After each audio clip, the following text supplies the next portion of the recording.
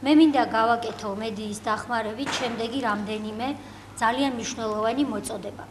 პირველი, მოქმედებს ამნისტია გაყალბებულ პირადობის მოწმობებთან და სხვა სააქტო ჩანაწერებთან დაკავშირებით და ყველა მოქალაქეს მოუწოდებ, რომ სასწრაფოდ მიმართონ სერვისების განვითარების სააგენტოს იუსტიციის სახლებს იმისთვის, რომ მათ წინააღმდეგ გარდაიწყოს სისხლის სამართლებრივი დევნა, ყალბი დოკუმენტი, რომელიც არის ის გაუქმდეს და ჩვენ მივიღოთ ერთ ადამიანზე ერთი დოკუმენტი. მეორე, იუსტიციის მინისტრის ბრძანებით 1 ივნისამდე ყველა ის მოქალაქე, რომელსაც პირადობის მოწმობაზე უწერია უმისამართო, რომელიც არის რეგისტრაციიდან მოხსნილი, ან რომელსაც იუსტიციის სამინისტროს სახელით ტელეფონით დაუკავშირდებიან, ყველა ამ მოქალაქეს მოვუწოდებ სასწრაფოდ, რადგან დარჩა მხოლოდ ერთი თვე, მომართონ იუსტიციის სახლებს სერვისების განვითარების სააგენტოს და უფასოდ ან გადაიღონ შესაბამისი მონაცემების ფოტოსურათი,